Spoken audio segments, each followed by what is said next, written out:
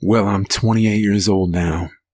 I was born in 84, and I've been free as I can be, and I won't ask for any more.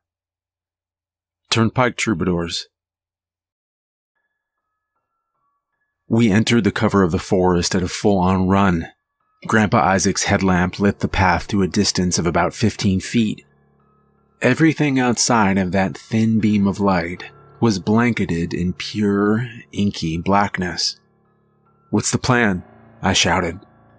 "Get as far away from that thing as we can before it breaks free," my grandfather said back.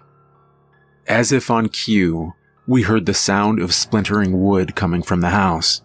A thundering howl echoed through the night air.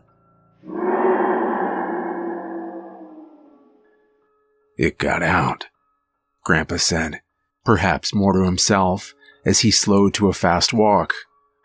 "We need to be quiet now. We need to hide." And with that, he motioned towards a small clearing, one side overgrown with huge brambles of wild blackberries. He switched off the headlamp and we made our way silently into the heavy underbrush.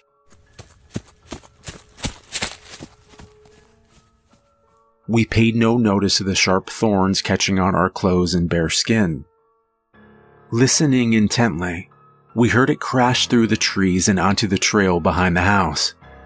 My grandfather was right next to me, but it was too dark to see his face. I heard him turn toward us and whisper, "Don't move now. Quiet your breathing and try to keep perfectly still."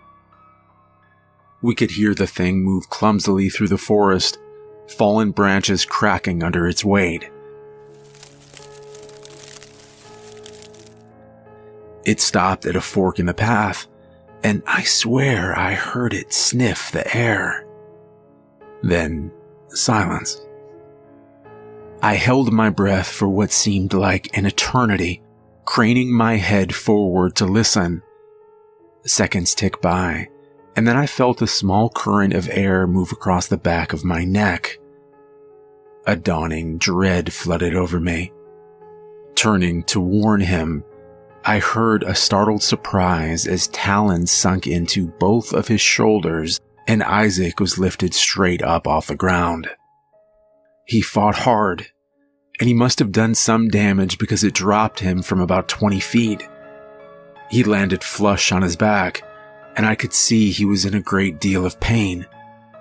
By the time he was able to speak, Ewan and I were by his side. "Take the vial," he said weakly, placing it into the palm of my hand. As I closed my fingers around the small glass bottle, the creature hit me full force in the chest and I was thrown back onto the forest floor. It stood staring intently at me, and then it screamed. The sound was so loud that it shook the ground around us. Bits of leaves and branches flew past my head and I felt as though I was in the eye of a hurricane. It looked to be over 8 feet tall with huge leathery wings and the face of something out of a nightmare. Then it screamed again and turned back to my grandfather. Picking him up by the throat, it pulled him close until its face was only inches away from his. Their eyes locked, and with what appeared to be anticipation, a kind of savoring, the creature opened its maw and slowly inhaled the life force of my grandfather. His cheerful blue eyes dimmed, his skin became pale, and then turned an ashen gray. I watched helplessly as Grandpa Isaac began to disintegrate in front of my eyes, starting with the tips of his fingers, then moving up his arms and legs until there was nothing but a small heap of ashes on the ground. The creature took great pleasure in using its talons to mix the ashes with dirt. Scratching wildly, it scattered the remains in all directions. The sound of Ewan softly crying forced me back into reality. Struggling to stand, I could feel the cool glass vial still clutched in my right hand. Ewan ran to me, locking his arms around my waist. I gently unwrapped them. We don't have much time, but... Kneeling down, I uncapped the vial and tipped it to my finger. Nothing. Desperately holding the bottle upside down, I felt one single drop of liquid touch my skin. Trying to remember what my grandmother had written over the doors and windows, I traced the symbols and letters onto Ewan's forehead. I hoped it would be enough. The creature paused for a moment and then screamed at the sight. Pushing Ewan behind me, I picked up a sturdy branch and broke the tip off at a sharp angle. Coming straight forward, it closed the distance between us in a millisecond. Using the branch to stab for an eye, I missed, but tore a hole in one of its leathery wings. It screeched more in outrage than pain. Then it snapped my weapon in two, grabbed me by the throat, and lifted me from the ground. Eye to eye, it widened its maw and began to extract my life. But it didn't work. Surprised, then enraged, it raised one razor-sharp talon and tore deep into my chest. My body dropped to the ground. The world began to fade. It's hard to describe the feeling that followed. I must have looked dead to Ewan, but somehow I was still in my body, and I was still aware, but I couldn't speak or move, and worse, I couldn't help him. Ewan screamed my name. It cocked its head, perhaps just now remembering that Ewan had been its primary target. As the thing lumbered towards him, the symbols on Ewan's forehead began to glow brighter and brighter until the creature was forced to stop in its tracks. They seemed to create some type of barrier now that even it couldn't cross. It screamed and flew into a rage, flinging branches and ripping small trees right out of the ground, but it couldn't touch him. Finally, barely opening its wings, it shot straight upward like a missile and disappeared into the night sky. Ewan ran crying and fell on the ground next to my body. I couldn't comfort him, and I was filled with an overwhelming sense of sadness. Eventually, exhaustion overtook him and he fell asleep, tightly grasping my hand. As dawn broke, he was startled awake by the sound of someone calling his name. It was Great-Grandma Hester, and Ewan ran to her crying, "Grandpa Isaac and Stephen are dead. It killed them."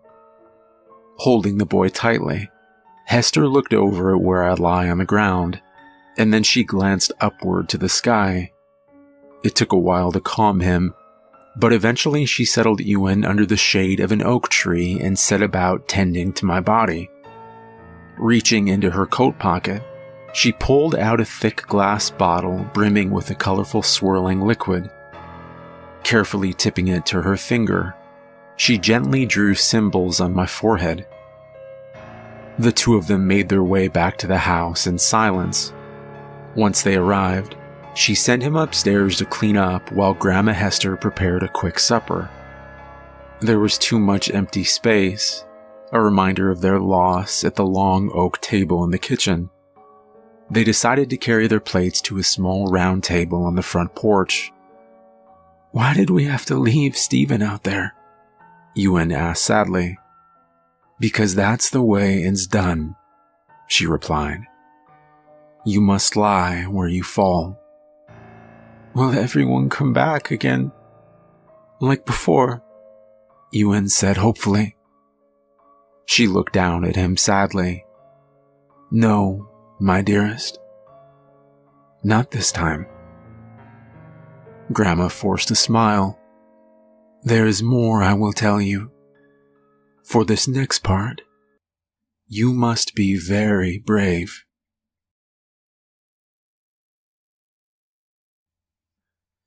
Still, let's leave the world laughing when our eulogies are read. May we all get to heaven, for the devil knows we're dead. Ewan watched his grandmother intently.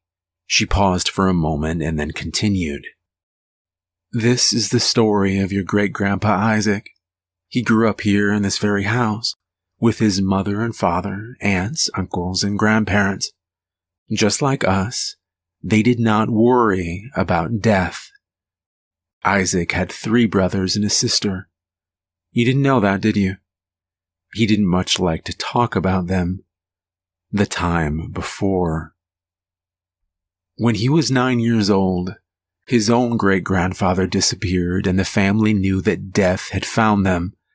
So they painted symbols over the doors and windows, sealed up the house, and waited. Hours passed and boredom must have gotten the better of Isaac. He went up to his room just like you, and just like you, he forgot to be afraid. Isaac peeked out of his own window that night.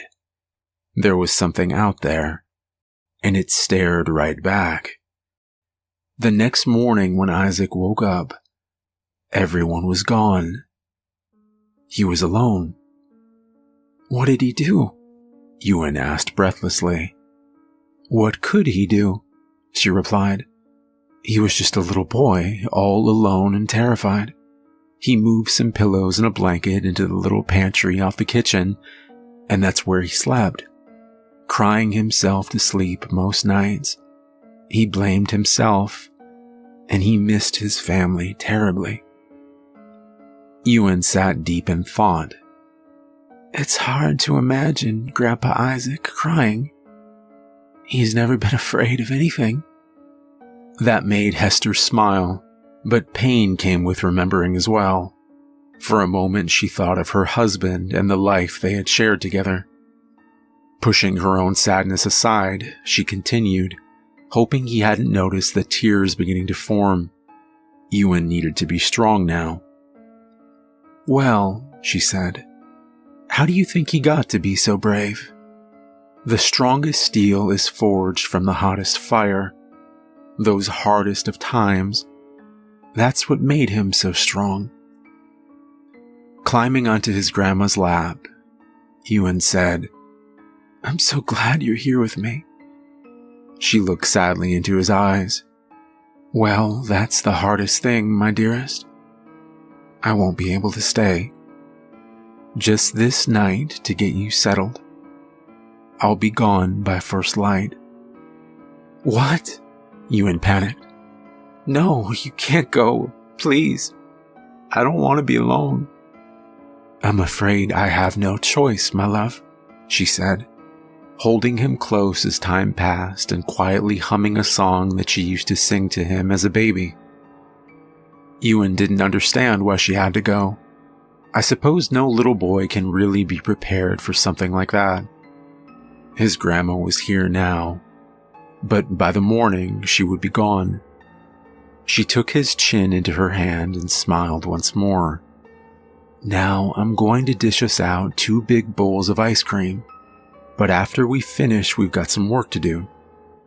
They ate their Rocky Road ice cream while Grandma Hester shared stories from her childhood. She even got a couple of smiles out of Ewan.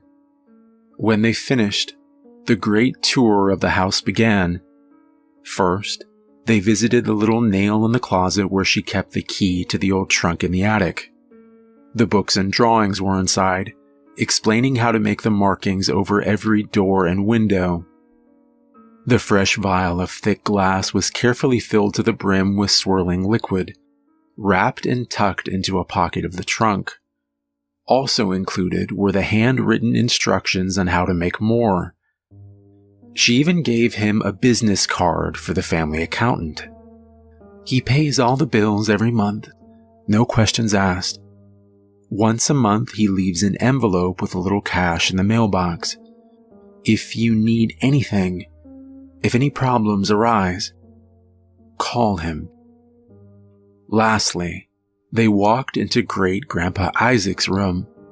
Grandma Hester went to the top drawer of his dresser and pulled out something wrapped in old newspaper.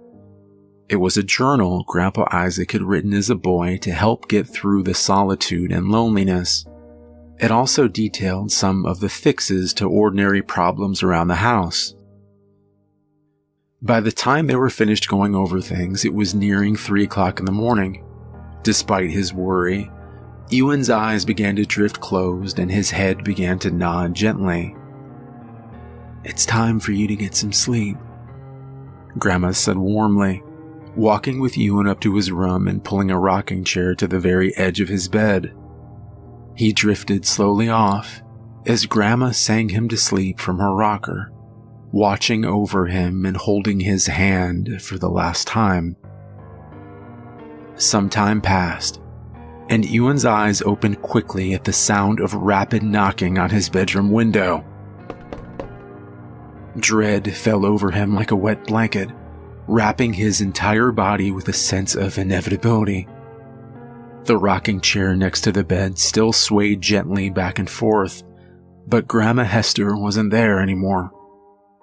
The room was empty now, and darkness hung much heavier than before. 3 more knocks. Ewan didn't want to get up. He wanted to hide underneath the thick wool blankets and wait for it all to be over, but he found himself standing and walking slowly towards the window anyway. With each step towards the foggy glass, his mind desperately tried to turn away, to run back to safety. 3 knocks, louder than before, hungrier than before. Ewan watched his own hand disobey and reach out slowly to open the window. He wanted to scream, but his body wouldn't listen. Then the nightmare ended, for now at least. He woke to heavy rays of sunlight pouring in through the bedroom window. As reality dawned, he bolted straight up and flung his head to the right and reached towards the rocker. But it was empty.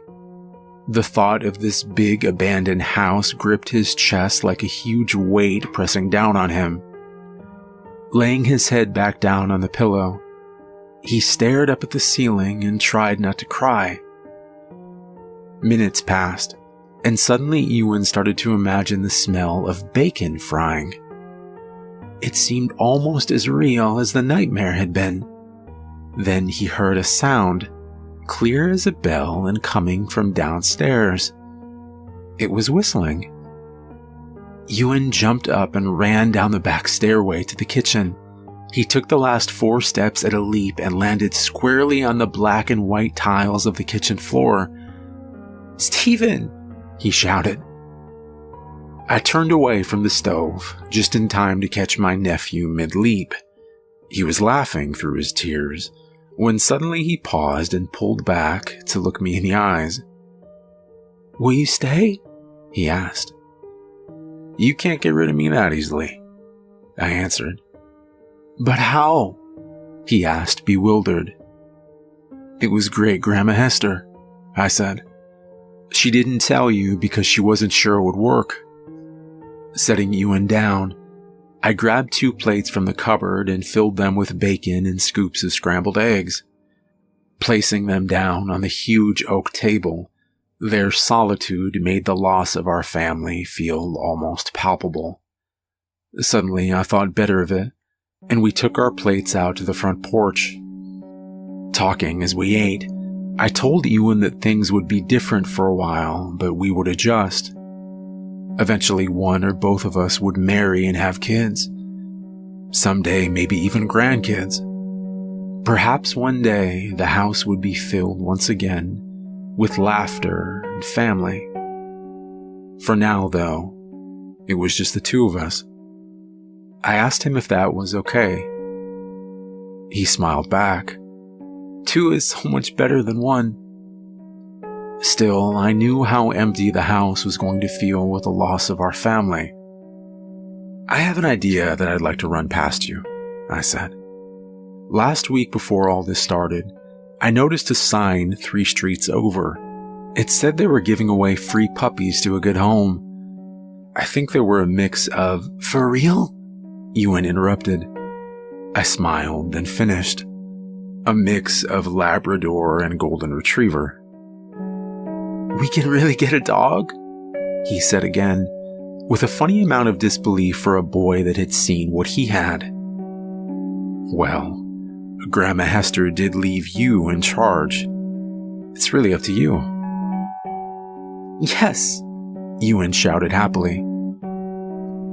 And with that, we finished our breakfast, talking together about the past, but hopeful as well for the future.